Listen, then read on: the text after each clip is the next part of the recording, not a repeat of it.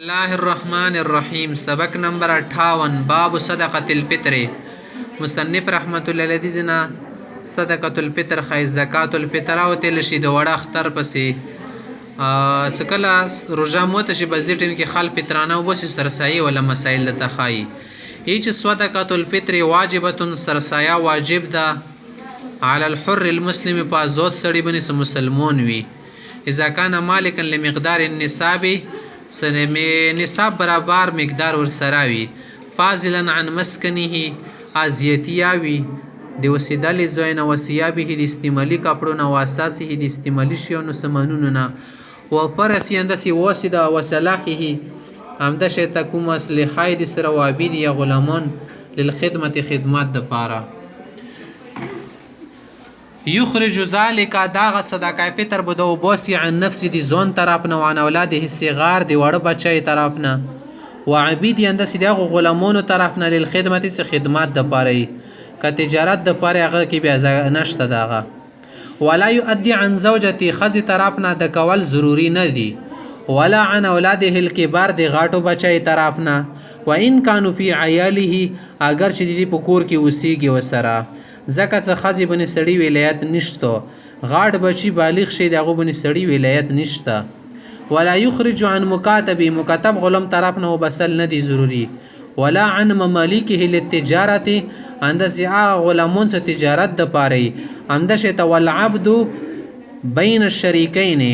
یو غلام د دو شریکو مانس کې دا لا فطرت علی واحد منهما په یو بندیا فطرانه دی ولا نشته زکه ولایت قاصر ده او هر یو بنی مؤنت رسی مختی چې ويؤدي المسلم مسلمان سره د صدقه فطر او بوسی الفطره عن عبده الكافر کافر غلام طرف نه بیا او بوسی بیا مختی چې والفطره د کومه فطرانه د کدو په غنمو دانو کې او بوس نصف صاع من بر غنمو کې نیم وګدا کبه نور شنو نو بوس او صاع من تمر او زبیب او شعير د کجورو د ممیزو او د اربش پر یو وګبو بوسی او دا وګ سمره د وسو عند ابي حنيفه او محمد رحمهم الله 8 ارطال بالعراق عراقي وګي په اعتبار سره د اته ارطال جوړيږي اته رتل جوړيږي اته رتل کله ملو کې غنه به جوړيږي داغه وګا وقال ابو يوسف رحمه الله امام ابو يوسف چې نا 5 ارطال وثلث رتلن 15 رتل روغره مډبو کې ورکی او بل دی ریتل ورا دریم حساب ورو چې دي سره بیا د جوړیږي مختص او وجوب الفطره د صدقه فطر سړی بن سکله واجبېږي یدي ول وجوب تعلق ست يتعلق بطلوع الفجر الثاني سکله دویم سبې روخیږي منسوب صادق روخیږي من يوم الفطر د اختر پورې زبنه فمن مات قبل ذلك کيو سړی مړ شو د طلوع فجر نه مخکې لم تجب فطرته هغه فطرانه به نشي وبسل نه د ضروري ځکه هغه سبي نه د مندله ومن اسلم کيو سړی اسلام راوړلو او ولید بعد طلوع الفجر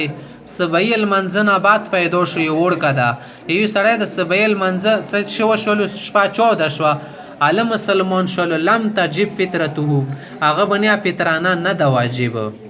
والمستحب بهتره مستحبه طریقه دا ايخرج الناس والفطره خلق د فطرانه او بس يوم الفطر د اختر پورې بني قبل الخروج الى المصلى اديغات اتلون مخکی